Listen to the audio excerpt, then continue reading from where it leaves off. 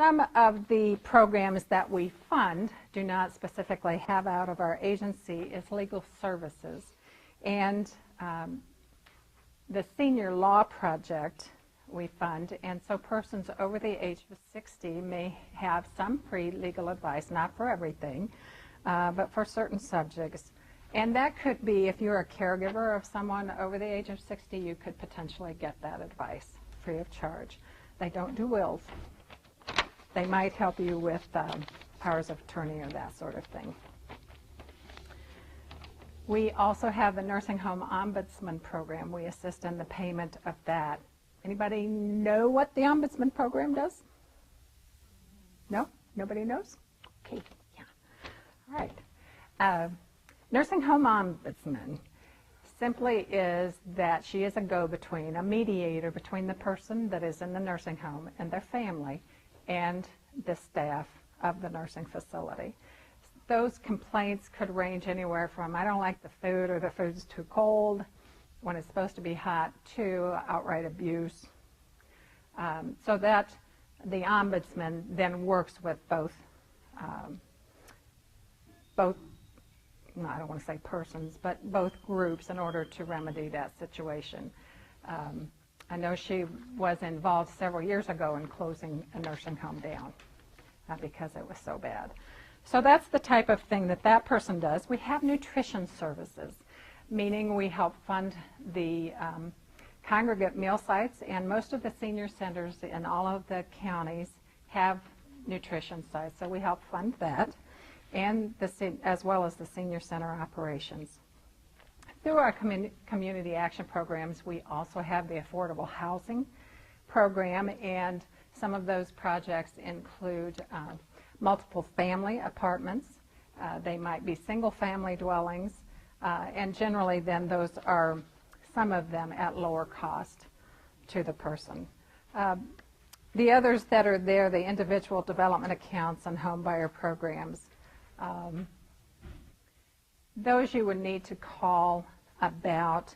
The savings program, potentially, depending on your income, and also, again, lower income folks. If you remember, the community action focuses on those people who are lower income.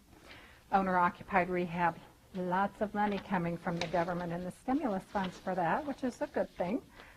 Lots of people out there that we get calls from that need their homes repaired or rehabbed and do not have those funds to do that. Going back to Area 4, as far as what we are a nonprofit, and we are a private. However, we are funded through the government and get a lot of our rules and regulations through the government. So it kind of trickles down, and we were actually put into place by the Older Americans Act, once again, in the 60s. And that's where a lot of our funding comes from, is the Older Americans Act. We are one of 24 community actions in Indiana, and I believe there's over 1,000 in the United States. Now, to make that even more confusing, part of our counties, you know, we serve 8 counties, part of them are served by us. We serve the Carroll, Clinton, and White, and then the rest of them are served by Community Action of Western Indiana, which is out of Covington. So it's all very confusing, but once again, if you need a service, just give us a call.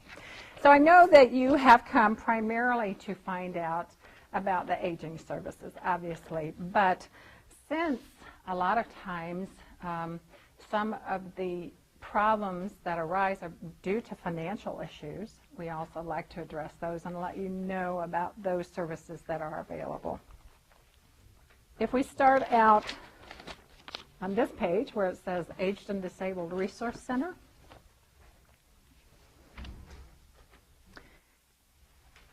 or ADRC, those have just come about recently. We were doing the same kind of work, but the federal government decided we would all become Aged and Disabled Resource Centers. Basically a one-stop shop for those people who are needing long-term care services or information on long-term care services. Primarily, what we want to do is eliminate some of the confusion that goes along with needing long-term care services. Those being defined as any kind of service that we need as we age or if we are disabled in order to hopefully remain in our homes independently or go into a nursing facility if that is what we need. And we want to talk with you about the procedures that would be involved. When you call Area 4, you will get a receptionist, and you would ask for our linkage information and referral department or tell her that you need information on aging services. We will do a comprehensive assessment about your situation. That means we're going to ask you all sorts of personal questions, including how much money either do you make or does your parent or loved one, what is their income, what are their assets, what are their abilities or disabilities, so what kinds of functions do they have. From that,